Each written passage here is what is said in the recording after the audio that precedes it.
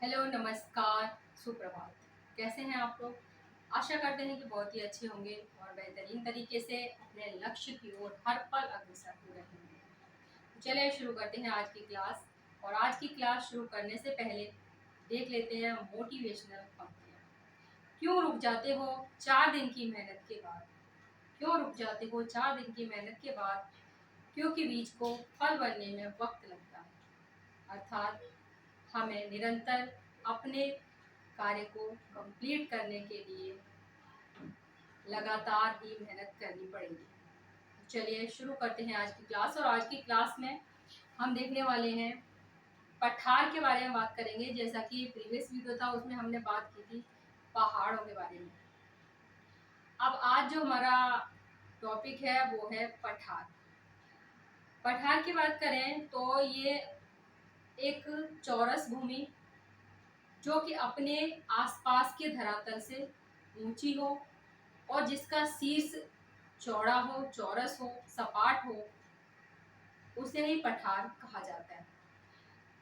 लेकिन इसकी ऊंचाई कुछ निश्चित की गई है, जैसा कि 300 से 1000 मीटर तक ऊंचाई वाले स्थान को पठार की श्रेणी में रखा गया है। विश्व में कई पठार पाए जाते हैं और इनसे अक्सर प्रश्न बनते आए हैं। टीजीटी हो, पीजीटी हो या फिर यूपीएससी हो, किसी में भी आप देखेंगे तो यहाँ से एक प्रश्न आपको अवश्य देखने को मिलेगा। तो चलिए शुरू करते हैं आज की क्लास। और सबसे पहला प्रश्न जो बनेगा वो बनेगा, ये किस श्रेणी के उच्चावच हैं? क्योंकि 3 श्रेणियों के उच्चावच पाए जाते हैं हमारी पृथ्वी पर। सबसे पहली श्रेणी में आते हैं महाद्वीप और महासागर, जबकि दूसरी श्रेणी में आते हैं पहाड़ और पठार, और तृतीय श्रेणी में आते हैं नदी, घाटियां इत्यादि। तो सबसे पहला प्रश्न जो बनेगा पूछ सकता है कि पठार किस श्रेणी के उच्चावच है। तो पठार द्वितीय श्रेणी के उच्चावच है। अब यहीं पर प्रश्न बनता है कि पृथ्वी के धरातल पर कितने प्रतिशत भाग में पठार फैले हुए हैं? तो ये है आपके 33% भाग पर इनका विस्तार पाया जाता है। नेक्स्ट अगर प्रश्न की बात करें, हो सकता है कि इसकी जो डेफिनेशन है उससे ही पूछ लिया जाए। पठार अपने समीपवर्ती धरातल से अपने समीपवर्ती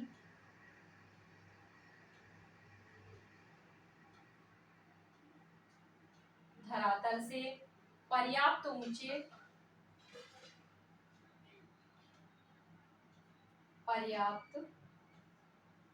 ऊंचे, सपाट, चौड़े शीर्ष भाग, सपाट, चौड़े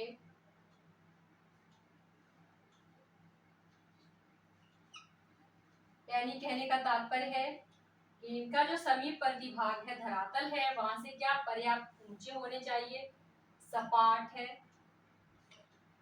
चौड़ा इनका शीर्ष होना चाहिए। शीर्ष भाग वाले स्थल क्या कहलाते हैं? पठार कहलाते हैं। इसके बाद एक प्रश्न पूछा जाता है, ऊंचाई की बात करें हम।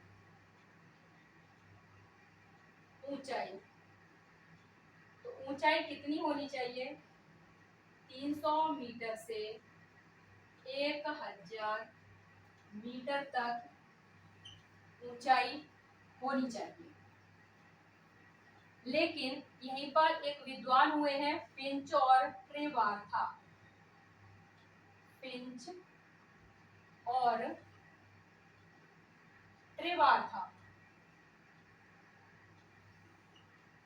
इन्होंने जो ऊंचाई बताई है तो इन्होंने बताया है 500 फीट, या तो 500 फीट कहें या फिर उसको 154 मीटर। कभी कभी विद्वानों से रिलेटेड प्रश्न भी पूछे जाते हैं कि फिंच और ट्रेवार्था ने पठार की ऊंचाई कितनी बताई है। तो इस प्रकार से यदि प्रश्न आएगा तो आप इसे कर पाएंगे। नेक्स्ट अगर बात करें हम तो पठार को और क्या कहा जाता है, तो पठार को कहते हैं टेबल लैंड। टेबल लैंड पठार को कहा जाता है। अब हम इसमें देखें कभी कभी क्या होता है, जैसे कि यूपीएससी है तो अपने सिस्टम के हिसाब से प्रश्न पूछेंगे आपसे, क्योंकि आप प्रोफेसर बनने जाते हैं वहां पर, और जो प्रश्न का स्टैंडर्ड होगा वो भी काफी अच्छा होगा। तो यहाँ पर एक वार सेस्टर ने एक अपनी डेफिनेशन दी है, पूरी की पूरी डेफिनेशन पूछ ली जाती है कि ये डेफिनेशन किस विद्वान से रिलेटेड है पठार के अंतर्गत। तो इन्होंने कहा कि पठार की सतह मैदान के समान, पठार की सतह मैदान के समान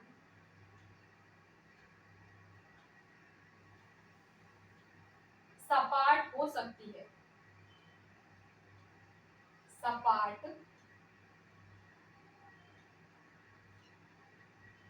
हो सकती है, ढलवा या पहाड़ी युक्त हो सकती है, ढलवा या पहाड़ी युक्त हो सकती है, या नदी तथा हिमानी द्वारा, या नदी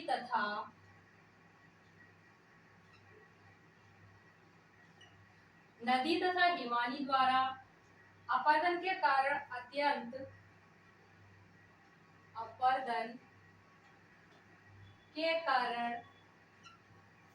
अत्यंत कटी फटी हो सकती है।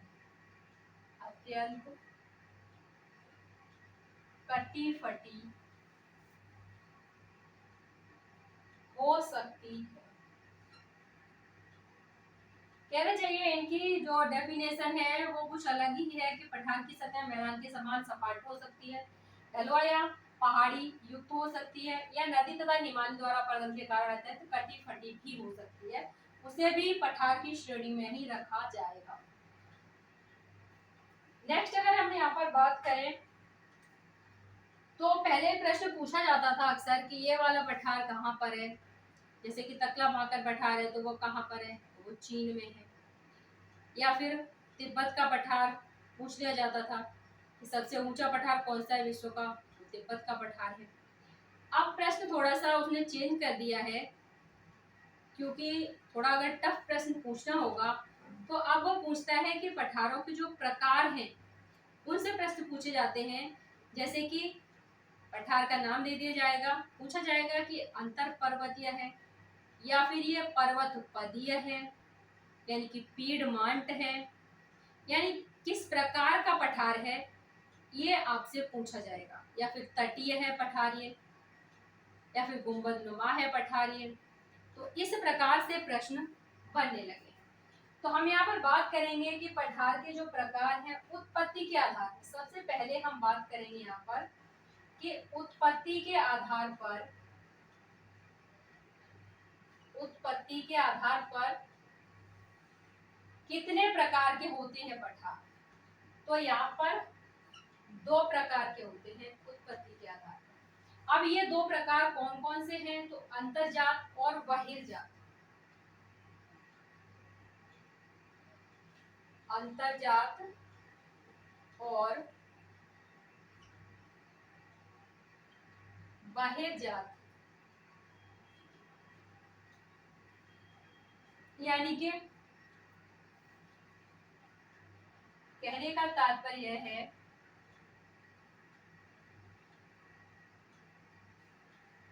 कि जो हमारी पृथ्वी है उसके आंतरिक भाग तो अंतर्जात बलों के द्वारा बने हुए, या फिर बहिर्जात यानी कि जो बाहरी जो क्षेत्र है, जो बाहरी परत है, उसके ऊपर जो बल काम कर रहे हैं उनके द्वारा बने हुए हैं, यानी किस प्रकार से बने हुए। तो दो प्रकार हो गए आपके।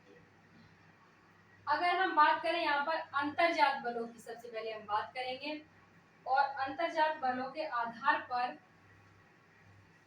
ही पठारों के जो प्रकार हैं उनसे ही प्रश्न पूछे भी जाते हैं।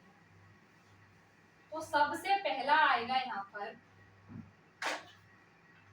अंतरा पर्वतीय पठार।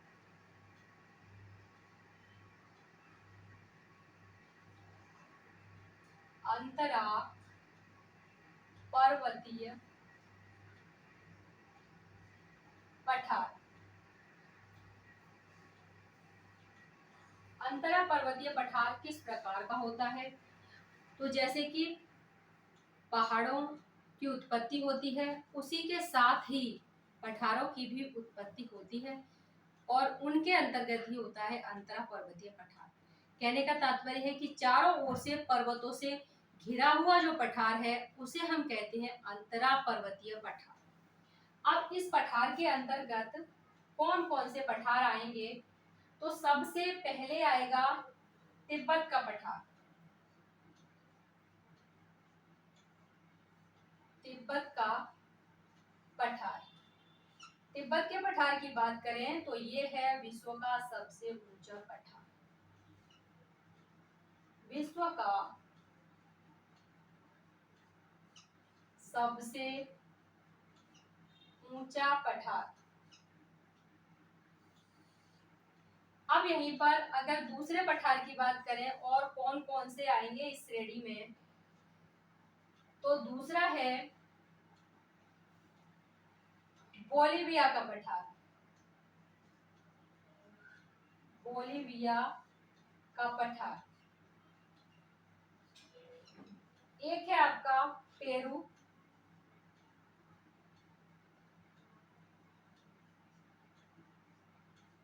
और है कोलंबिया।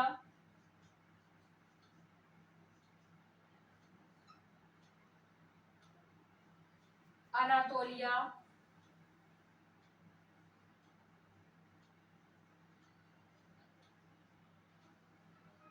और एक है ईरान का पठार। ईरान का पठार। ये जो पठार हैं ये आएंगे आपके अंतरा पर्वतीय पठार के अंतर्गत। आगे बढ़े तो सेकंड है आपका पीडमांट या फिर पर्वत पदीय पठार कहा जाता है। तो ये कहां पर पाया जाएगा, किस प्रकार का होता है? पीडमांट या फिर इसको कहते हैं पर्वत पदीय पठार।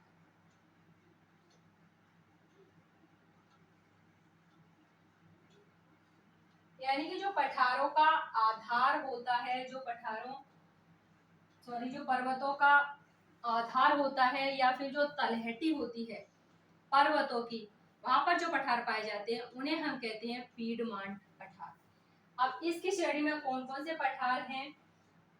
तो अमेरिका, दक्षिणी अमेरिका, यानी कि यहाँ पर यूएसए के जो पठार हैं वो आ रहे हैं इसमें, और दक्षिणी अमेरिका। इसके अलावा मालवा, मालवा पठार, मालवा का पठार। और यहीं पर एक है शिलांग का पठार।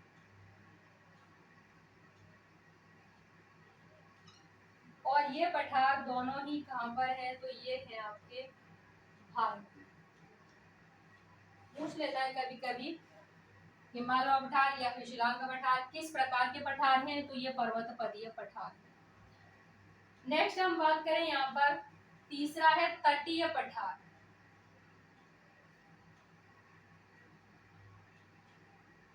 तो तटीय पठार इनकी बात करते हैं तो सागर, महासागर या फिर झीलों के तट के सहारे जो पठार पाए जाते हैं उन्हें कहते हैं तटीय पठार। इसके अंतर्गत भारत का कोरोमंडल तट का पठार आएगा। भारत का कोरोमंडल तट का पठार। अब वहीं पर बात करें तो चौथा है गुंबदनुमा या फिर गुंबदाकार पठार।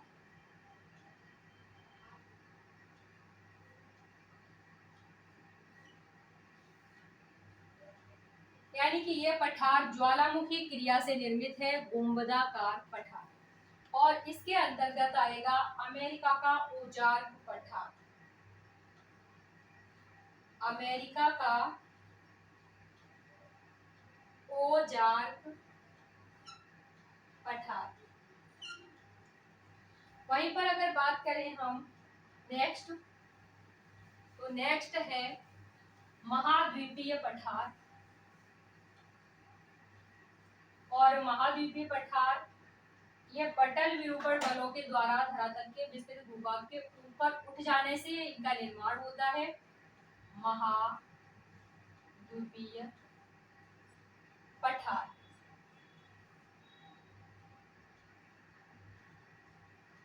यानी कि पटल विरूपण बलों के द्वारा धरातल का जो विस्तृत भाग है वो क्या होता है, ऊपर उठ जाता है, और उसके कारण जो पठार बनते हैं उन्हें हम महाद्वीपीय पठार कहते हैं।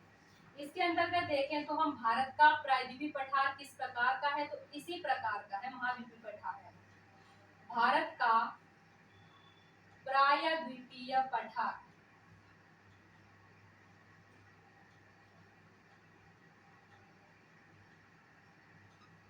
वहीं पर अगर हम बात करते हैं और तो है कैमूर,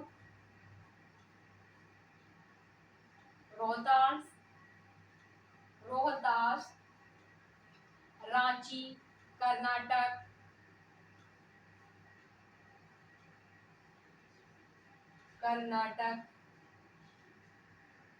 और अगर ये तो हमारे इंडिया के हो गए, और अगर दूसरे हम देखें तो इसमें आएगा अनातोलिया का, अरब का, अनातोलिया का पठार, आपका अरब का पठार, ये भी इसी श्रेणी में आएगा।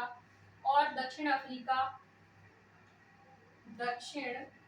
अफ्रीका का पठार भी इस श्रेणी में आएगा। नेक्स्ट अगर हम बात करते हैं यहाँ पर नवीन महाद्वीपीय पठार। अगर आपसे पूछ लिया जाए महाद्वीपीय पठार तो ये हो गया, लेकिन अगर नवीन महाद्वीपीय पठार पूछ लिया जाए तो उसमें आपका कौन सा आएगा, नवीन महाद्वीपीय पठार। तो इस श्रेणी में आएंगे आपके अंटार्कटिका और न्यूजीलैंड के, अंटार्कटिका व न्यूजीलैंड। नेक्स्ट हम बात करें तो यहाँ पर है कटावदार पठार।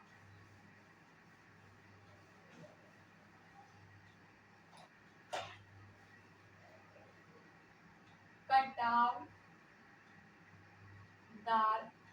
पठार।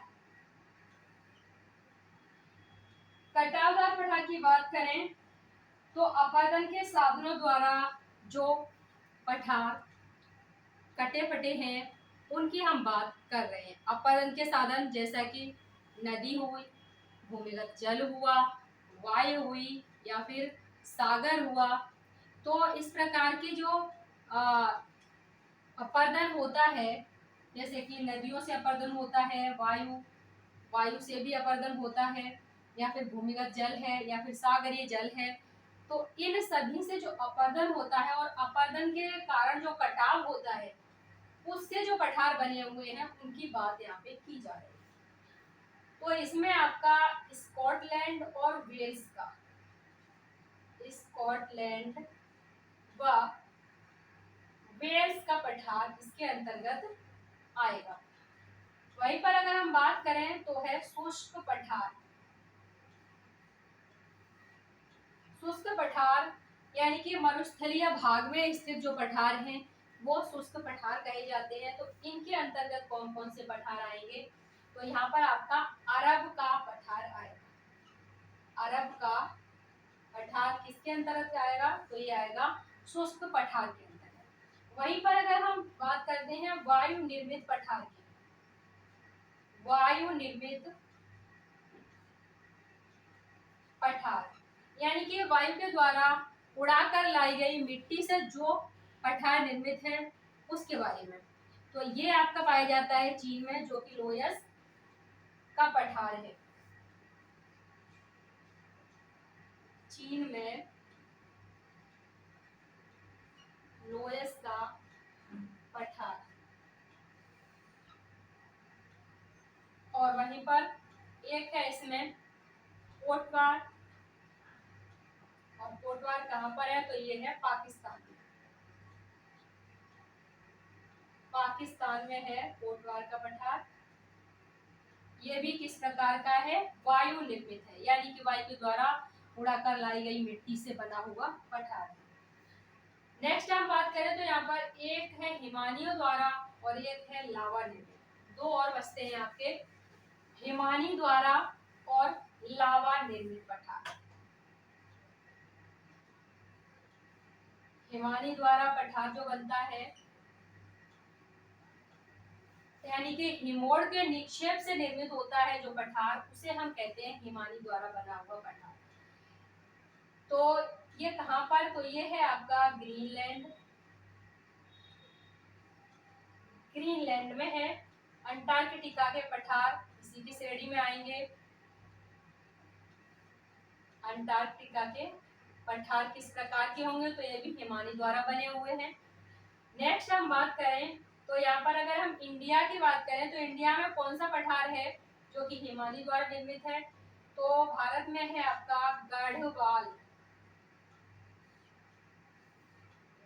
और जर्मनी में है एक, वो है जर्मनी में पर्शिया का पठार।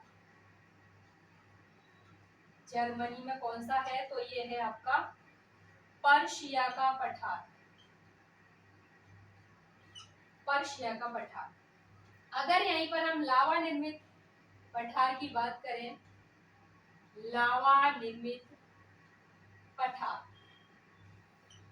लावा निर्मित पठार जो कि ज्वालामुखी के लावा के जमने से जो पठार बना हुआ है, यानी कि जो ज्वालामुखी क्रिया होती है तो उसमें जो लावा जम जाता है पृथ्वी पर, धरातल पर, उससे जो निर्मित पठार हैं वो कौन कौन से हैं? तो ये आपका इसमें आएगा एक कोलंबिया का पठार,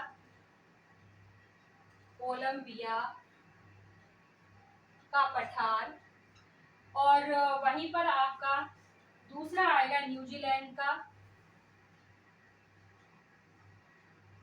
न्यूजीलैंड के बाद एक है आपका अफ्रीका का अबिसीनिया, अबिसीनिया का पठार।